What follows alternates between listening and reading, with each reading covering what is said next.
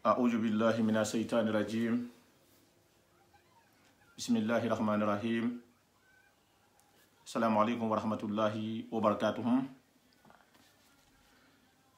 La paix et réconciliation jamaa ke na musulu ntandina mo aldoho aldinga alkumutani ko Mustafa Sawane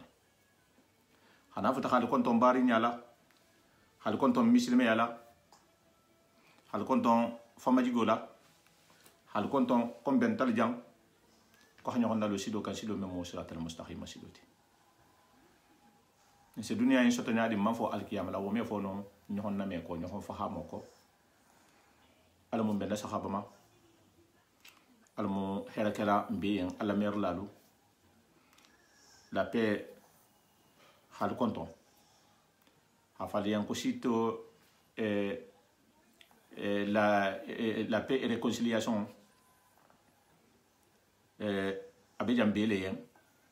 abidjan jahanga yen abidjan misilme yen mbejan ne ko hanyo hakilo la bunya kuluma ala ko tonyo go sobonna bungol kono nyamen tonyo go sobonna habilu kono nyamen na musulu nin kelu tema dinningal ni baba lu tema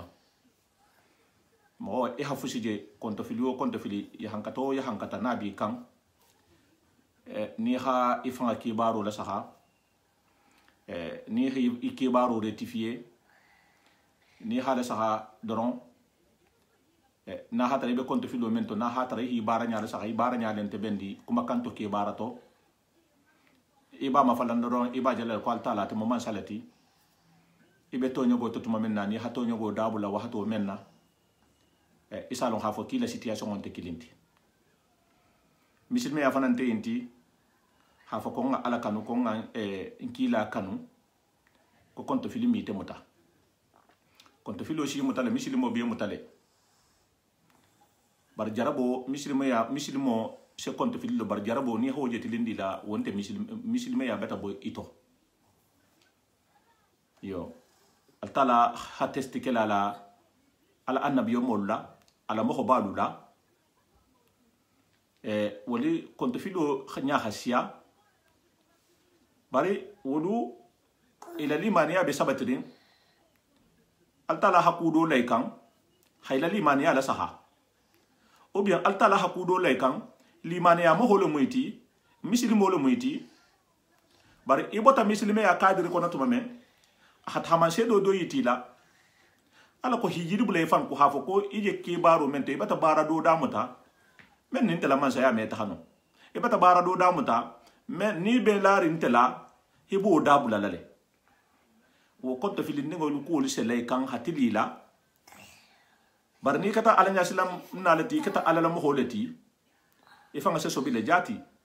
ko mbata kudo damuta mbe kudo ke kam man kam menkela e wala jen kam wo difficulté wa se o men lay kan anase kunna guwa men la kafiri mo holu nin kulu kan nin ku kata wo ya han katon te kilinte altala se misilimo testé konto filu ko men na ana hasilo men bula wonte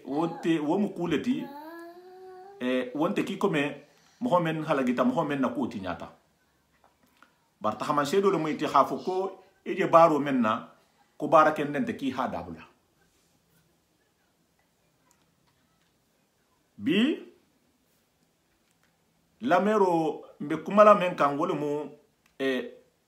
kawando be siyar mbi beteke sitolu kono ni hadino en nafa saladul jebi ala ko tenki be kila la sunno la fasala hana telefon kuma kangame hana ke baroje be kuma lay mo ko nyogol yen nyame be kona misil mo yen nyame ne be kuma lay kar mo ko nyogol yen nyame do hoya bi la kuma ko nyame famma digonti la kuma ko nyame na ise konto fili ni be jon nafa sala ni be dina jo man nafa sala ni di alla kila men fola alla kila ni ne mo ba mbananga me ba fate do kutale la fasala parce que ngame rasulullah sallallahu alaihi wasallam qalta la fan hama to daji go jimale la woto mo ni ba ala kebaru la fasala ebe mo hol masaba kan silakan silo men dun tabulu comme rasulullah sallallahu alaihi wasallam mohamed ko ne kate asifa manda ka sifa fanante dala bari ya me ka mo hol masaba daji go men na la qualité men na ni te ma wala bara ete mo hodo do yala ete ba fala mo hol yan ko hade alla ki la ka jele te nyame ko fi fana nga jele wonya mballa la ni ta rasulullah hillo o fana be kirim bi ko mo be kirim do yalle bato ha ñohon do ya lon na la ñohon soso est ce que wo mutano leti ha ñohon soso ha ben sahaba ma fala bas wo mo hero leti wo mo uleti par to nya fotatu me ala so ñohon ma bar wo se kele na be ta kan ala nya silan nyale kan na be ta kan dino ne fanga la faso kan bar na be ta kan ko foy hantere lon terbe karandi ni meje ko malan terbe karanda tan tala dino la tan tala ko lu fahamati wallahi albe to kontin la ñohon do ya la le ale me ñohon bunya no et puis ite fanan ni la groupe do fanan ni la groupe wo be kiri groupe wo alen se méfier groupe ko ta fanan be kiri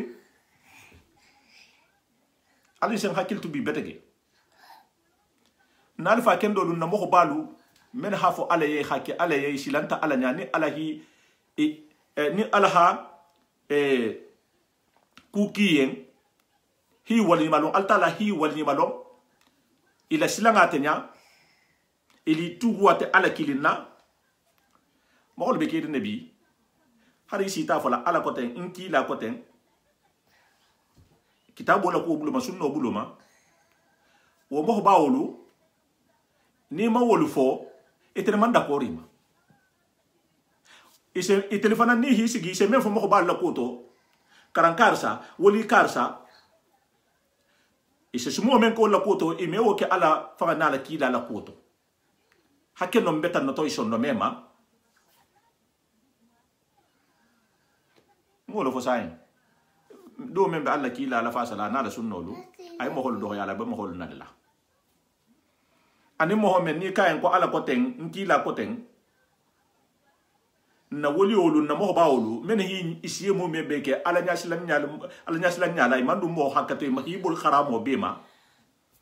ate be sigirin ama wadi feka tuje ama kharamu fe ko tuje aman silan nyinna ala la kilim bahaya ki ho fo jawo jam ko ni man nyine la ko la kan wo men yi boru ma kata man d'accord ma aran sen hakil toko mo hasi mo me beke ko face ala men soto ala ho walni malon akebaro na daji goma wo kebaro ti bulu adaji gon ti te budula ko ala la ko fota jawo jang ala kila la ko fota jawo jang wo man kanya ite yen ni memma mo ko bayin na ko fo ni memma woli en la ko fo e ko ayen ko hata uhido le sabati nyin silangan tala hafo mo hodien kite mo ko baalu le konto nyin silangan tala hafo ite en kite be woli o le konto mbar ngel dunia mbeta kam minto mo hasi ka ala batola ala nya silan nyala yo ite bole la ko tala hasia ala famati asilan tamenya asian kilati amen kanu fanni wo ite ta manfo mo ko ba manfo woli manfo ite man satisfait mbari ngi haji mo fusi la bala intérêt de fandila intérêt dole ba yen dia be men defandila alen sen hakil don nako nante misilimo ala ko ten kila ko ten wa kay wasalale alen sen hakil to bi betege quoi mawle be kila alhamdulillah rabbil alamin parce que groupe floyi ngana men fo ni be bataille labi bataille kende ba bari ali sen hakiltu abibe kudo la fasa kan abibe kudo la fasa la mohamed ni ko karankarsa ko karsa atebe godo soto lawoto atebe kudu soto lawoto ni ko yen kibe ala la kilimba haya la sabati la hankila fango ko hobulo wolo ko aduna ta tay manfo ala harji hen ningo me abena na men soto lawo nya men be soto la wole sela ko bosi abilo la de abilo la wole jom tarim bio han yo honna no be kiri hanon fo han hakkilo la so non to na mo balu to la alfalu ila ala nyasilan nya mo wolu wol kata fenlati mo si ya hayma ila kibaro ni daji gole to barahi ya hayma ite tata o ke commerce ni fenni ni ngalti ni mo la fili dangalu ibe ala tarlal jede ibe ala tarlal jede ila fasaro be benni alquran kulu ni hadithu luma bara jongo ibe mo holuma sabakan kulle kan danna tamu kulle kan mo men fanga la fasala ni be kenato isa fo yen ki hayin dabula ki ni telunte nyinda ko moto ite bole baro la ite be mo holuma sabakan wala kan ibe altar la leje iba tar la leje ite men fananga kila ko fo hafo ala ko ten kila ko ten hadanda tambolu bota kulto mo holula lando kendo men bibulu nani dino setaha ni mengo ke ibe tuda jam ibe mo holla kafiriya ibe mo holla janila ibe mo holla kala kul belti ite fanga eme mo masusa eme kuma ni mo yen hinnola abe ni fatia abe ni do yaro ki be rasulullah la fasala e ba tar la leje parce que akole ko ni menga to nyigi ki hi place to ben jahannama alun tella mer la dun de sumo ingala ala ko alinga hakile to beteke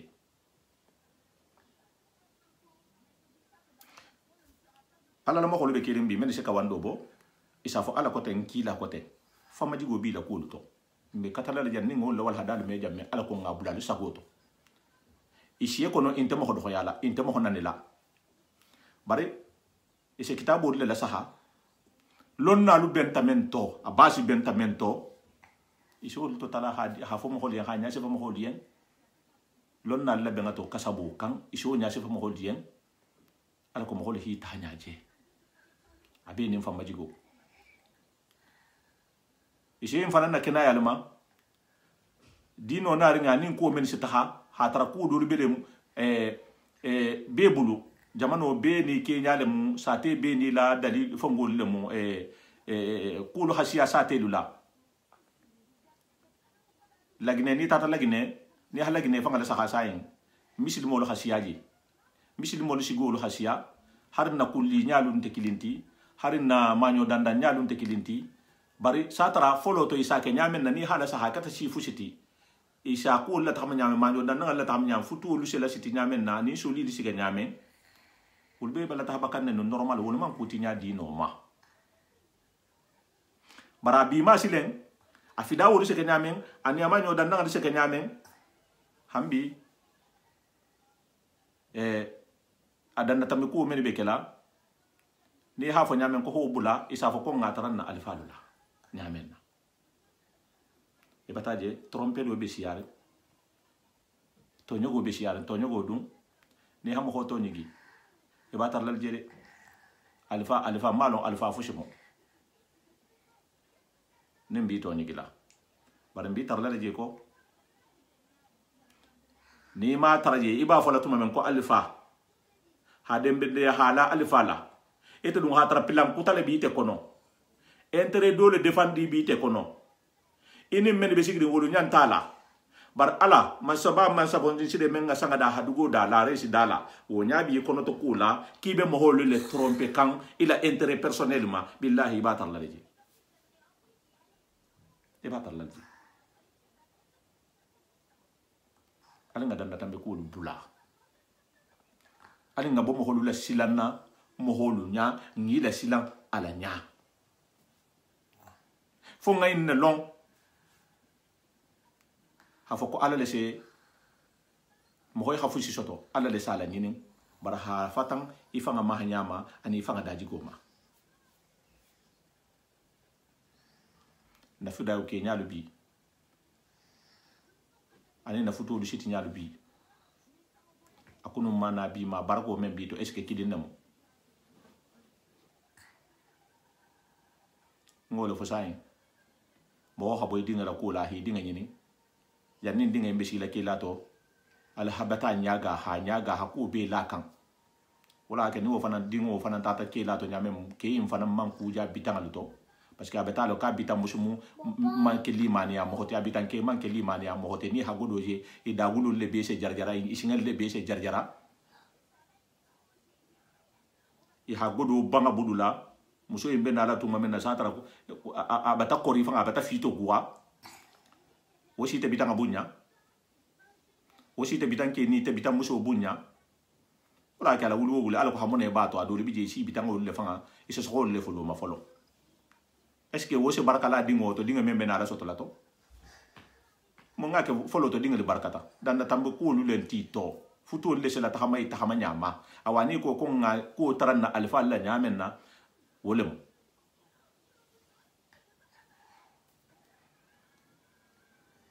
ihi mo ni hi fanke kuti mentiti iba jalale to nyogo nte inti kunte to baya du beta dunna kudu to fanto baya beta dunna kudu to system kuru membe na kudu kono la ime hanya denoncer la ibe sa fo ko nyinnemu ibe janne kontro ibe bun kono le kontro ibe habilo le kontro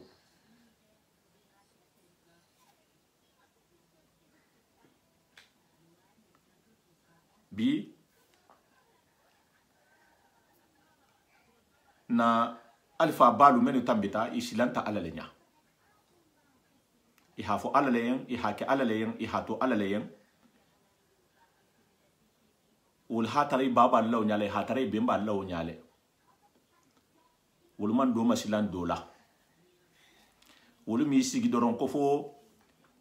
mbaba hamenke ko se kunon teyen mbemba hamenke ko se kunon teyen wulle drohoto ta ni hasiya manna saha drohoto i toho fota i babal toho fota i bembal toho fota parce que i yaga nyoho mbale sida ken doka parce que nyinne i hayinne long hafo ko sinna na tata kenya me baba me kuno ayen baba na la bodi ya na la mo ba ya wo me kuno ayen na me kuno ayen fa me kuno ayen afanga ki baro nim baba se kuno mo yen fandin se kuno mo yen bemba se kuno mo yen ngay ne me lonna la nuru be kuno la la dinga la kuto no anami la no se kuno adinga la kuto no est ce que nyim manke nyen taxaman se doti nin kuse no kuto no muhammadu rasulullah sallallahu alaihi wasallam men sifa manda asifante dala fo nya se taxunna no ma aman kuno afandin na kuto munna mbefo espoir di lam famma kuto ntelinte fanga mente da kunto c'est vrai ha mo holu duwani ni ala nya silan nya bulo may beta hala mo men duwani ni na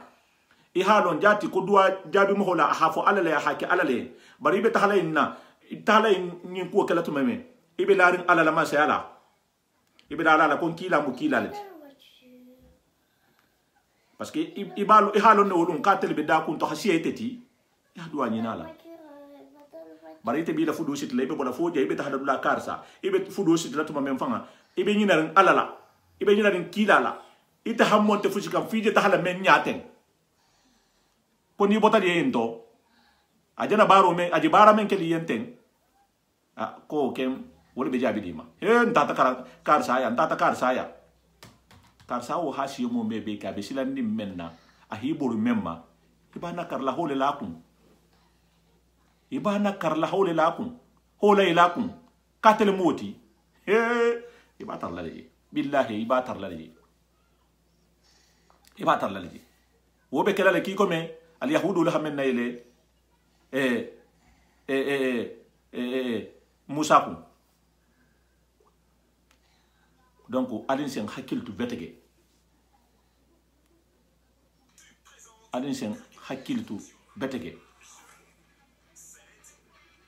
kul be siarin to nyogol be siarin par altala asa kito la abe kito la kan ni hala saha ndena taxama sedo men foten wulu hasiya wo taxama sedo la hasiya men halon ko ala la mo xolo muti men halon ko annabi yo molo muti imam kuno dinna kuto imam kuno musulila kuto imam kuno fuito nga dolu fana de contre le muyti wol kata kafiru leti teleman ke muslimo ti bar ala nya silan nya mo ko du boti to annabiyo mo du boti to ngolu fana je ala la masa yalla sey mbeke intere ben fanke remonti jahanga kunda defo kilimbenna problème bala moti nga kan hakil kula non ko betege mo sobe mo ala nya silan mo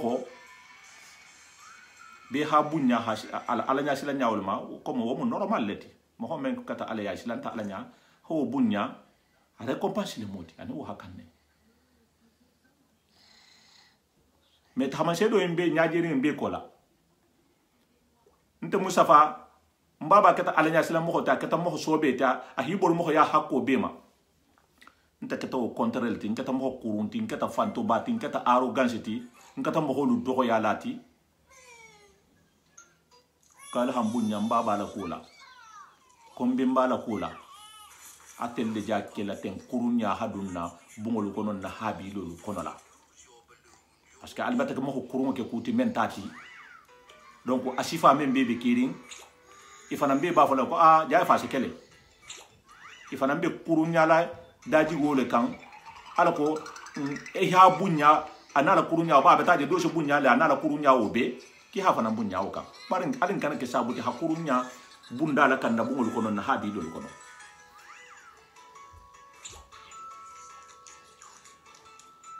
ni membota fala anyima yala alnya sila nyala ala bunya ma wolu fala basi bar kuma si bay ni ha fo nyamen na ta mo kurngolu men manke ki baba men manke ki bemba men manke ki e bota bungo men kono habi do men kono itelu la daji go siamanyi ibe kuru nyamen na wala be to kuru wadi din na bun kono lu man na habi lu man na janga ya luma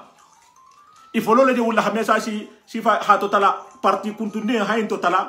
hata ha itam holla ha mela ha men fo satara mo so be lun to luma men boti baba kendo lu lan teluma men boti bemba kendo lu man ni babaru lan to luma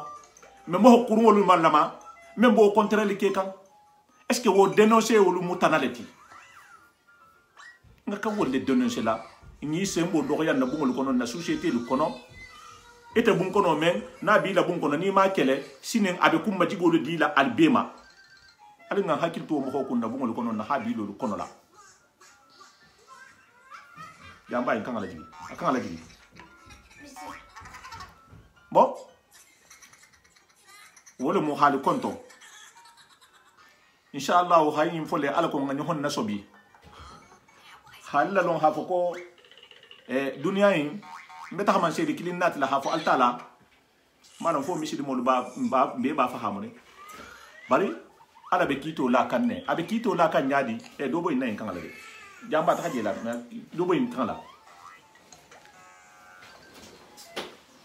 abe kito la kan nyadi mais exemple do nat la sala wol mako altalante man sati man so men se chino nyaba la le foloto ni haje bun kono lu be kirin habi do lu be kirin ni hi kangal bo ko kuto aseke abe ke kan ne fana barbi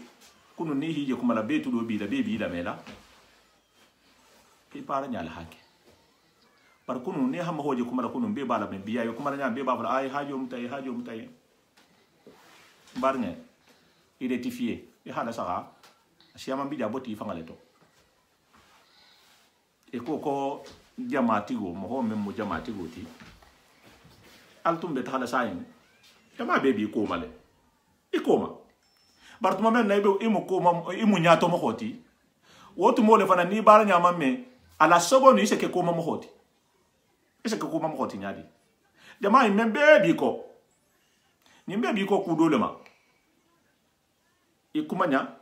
ikebaranya ila alanya silanya ila hinno ila famajigo fani boto jamai ibetulanya to libetuli ko male wala be ku siama masotorumbi bun kono siama masotorumbi khabila siama masotorumbi kunun dawdo nimbi dawdo talata munna tawti mo hole ka wata fa mabbe ba ko tuma menna ha ke ki ko me atala hafisa dulu ta atala hasiya dulu ti mo holo ho nyaaje nyaamen na paf atebe me nyaato hi ko dun ne doron ateketa ko mamo hoti jama ali la lo nyaato de ala mo kin na lo nyaato ali hi nyaati na abe ko dun nya ali fana ngi nyaati la laje atelle je ko ma atebe nyaato aje nyaato men to ten ali be hi tourne de ali hi nyaalo jana ma fanga to met la ko ma atare bet la ko ma ni na bo duniyati mo ni ha ilon isa lon ha foko famma jigo la hafisa ni hanne har annasara Allah sa al tala be kito la kan ni annasara al tema tibabol ni fata fina bi kumba colonisation ha ta wo wato ma hat ko meni ke hasiya ita ta ni fata fina dolu korompi lu bulata to je wala ha dolu ma fenge ni homma bar mede be ha ke amandi ya isi lu fanana bi ni hada sa amerique le sembo habum anin france do hasiya jamana dolu ti bar ni hada sa jamano lu be kalabante jamana bayinu be kalabante ya la siyarin dunia dolu kono nyame ni hila jamano lu fanana saha ya hankato bi ikawo nya la hasiya jamana dolu ti ni ha amerique ni angleterre la saha ko do fil ko membe angleterre est-ce que ani membe amerique kilin na muiti non ni angleterre la saha ila comportement le be nyame mo holu may ha mo holu bunya ha mo holu ke kilinti nyamen na mais alta la bataille tan na hafo men se la wolu kan dunia ya hankato ni ko men babulu men belarin amerique kan est ce que wole belarin angleterre kan nje exemple le dila amerique dunia girimbo la waxta jawu jan ni tel la intérêt be je ibata préféré mo ko siama ngafa mais tel la intérêt hatuji girimbo la dun jamano men be ko ne ha be la saka ani se afrique dula du ben bien be la saka ha bien na saka ala be kito la kan nyadi sile e be menta kam fangantanga le kun ani inim i complice lije e complice lije se fengam nim men di wol ma wala se tuma se ya wala la ha e habu ma se ala lu me la godo bebe europe janne ni tere bota ma se ala lu menna atati babu kilinga le se tagi la bien ali be se si latum ame ki tel tati ame ki la jamano lu tati kito beta lano ni ha amerique la saha sankono se godo menta afrique ya ni dulal to ha gidolu samba dulal to ha moholu ma yahan katala ha moholu nyagala ala bo sara kay la nyadi mais ni hasanga la saka sanko no fonyo me safa en ko uragan fonyo me sete amerique sanko no asiama ngale sekeje barala na wona se sate mumele turban ase sate bungol le million kasaro ani mohamed konti safa go bidje bari sate mumi asa la dugo la le aseki en ko fonyo ba seteke e ha million men bo mo holu ko ani ha mo hol la kaso menke sa wosan alta la bi la kasila bari foni hi nyala no akoto ikata misili moti ha kulu fahamu i ha ala man sabaya long isalo wolo to hafo alta la be kitu la kanne fonyo ba o be ko la nin die fana nata wa mo nata die se du la dula le be to hata bemben wo fana mo million le ti se men dum mo to wo fana be ko la nin ta dun ta sa wo sa nin ta dun ti la sa telula ni hata je bungol jalla se kien kini ha essentiel ke bitala e se kar someni konti ke ta man na sa mo hol be bata bungola mambe tay lo khafo ko altala atrese kito la ibe mo hol men la kasla wonya bari telme nyaaje bar sa wo san wol bi kan habe mo ma ko to nyogo ibe to nyogo mo hol to nyogi kan altala be kito la kan bar foni hi hakilo da dunga ko to salon ko ala biji salon ko altala biji abe kito la abala kan ne fana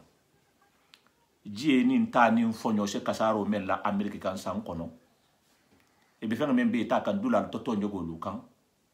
ise sagi ato ben na tungu bar altala se sagi na la tungu abi kasara kan wo sembo bobo nya kan ne exemple frappant France jan sa inte taman no ila église la jang église wo ibata godo di ki ba to ben na tungu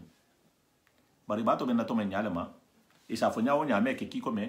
atra men nyame no ji se kasaro men la France jang kan anin ta se dungu menike ibe Mali be dula men ke kan Chadil to ani be Central Afrique to ibe to nyogo men ke kanji ani be ko men ke kanji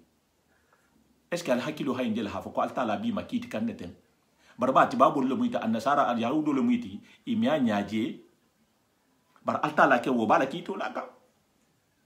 fonga hakilo la dun no ko al hala kito la ase tamen se du la jam $4 la ni be misilmo lu nyaga men kala ye lor misilmo lu ko altala hamunke et te fanam be la ren dula menna ki la dina dula catholique ya symbole balamu ila Notre Dame indi na bala de tana ta hadun je la ha sororo fa be ta ha kati kono est ce que misilmo lu est ce que mbarin jahangolu alin ngalon na hafo ya hatonyo go men ke Mali wo man wahati dantasi moholu ta fa haji ha moholu fa mo kemeni ko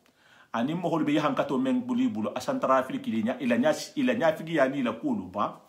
est ce que mawo ta man se doje sango sang altala be kudo tilini fa nan najang men si be ni etoro woto bisu mo mule konte lu jahangolu alun damalu alin ngafata nyomma alin ngabo nyonto nyigila alin kana son ndamma tema na fanto baya anin e famma digibalia anin nyonto nyugo ntela hafisa karti ntela bunkono hafisa karti ntela habilo hafisa karti ntele nintele man menke wo meke nintele man menfo wo meke na bungolu kono jahanga sate wo sate mbe jahanga sate belema ni mada bula ni altala hakito landa mate ma wo manyi mbetalon ko ala sekito lale mbetalon hafo ko kuli se tama nyamen na folo to no nyabo lale reality le mwinti bunkono dose kuma ni la kumo so muta wala kumo me mutabi habila dose kuma ni se la kumo so muta wala kumo me mutabi dole se intervenir ko to ala ko be se ise be mangami bi wala intervention me funia mun na toti ala nya silang anin to nyogo anin nin ko wuli ta nyamen na mo honte ala la imira la ala mo honti imira la kila mo honti imira la dino nyima mbe Mustafa la fasa la parce que Mustafa lemu Mustafa ta hata ko menke ala nya silang nya bato ala nya silang balo lemu mbata la nya silang nya bali yake mbatan kafu nyoho tonjigi mbatan sigi nyoho tonjigi barba nte mo Mustafa leti nte bodula iben na fasa la ole kan parce que munna parce que iba inne munti parce que ina botan teleya parce que iben ba botan teleya nyimbatan na jahanga bungol beti nyambulula ni hi ban to nyama ni hato nyogo la fasa ala banga jarabulem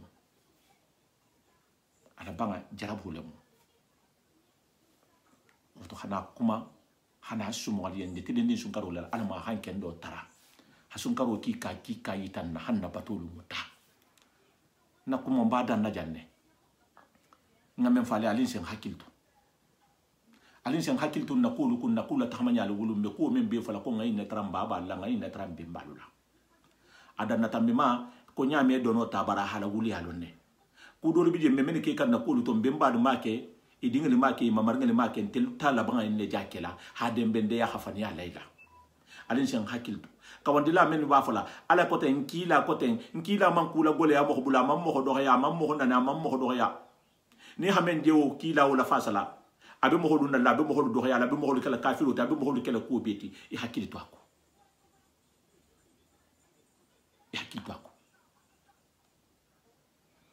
parce que jahangolo ntramo kilineti biajana sida men man beta fatan dino ma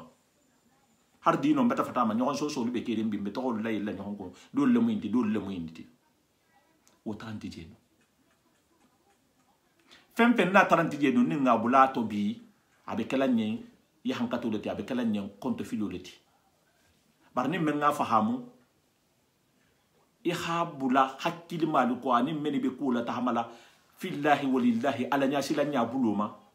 ala sen ni dema woto ala mon be dema la ala mun kisila ala mun tangala ala mun teben kan mega dunna adun tema kumo man soni andana kumo men fo jang nyen na wulta la hanyo hon conseil ala ko ngasila kendo muta ala ko hakiltu moholuku men be bungolu kono men be nyafigi ala bungolu kono men be fangala habi lolu tinyala men be la bun kono lu tinyala men be jahanga ya lu tinyala wodle se kumo ni taten hi fasar nyama ha kontere la dum moholu ngoto ala ko itella kalabante ya men nyame ala ko itellula tinyaru lu meje nyamen na hafadiyan kontende na aldo ko aldingal kuma tajo Mustafa Sawane hafadiyan ko salamu alaikum wa rahmatullahi wa barakatuh insha Allah alim be wahti kuda ni wahatu tigo sonta. Merci beaucoup.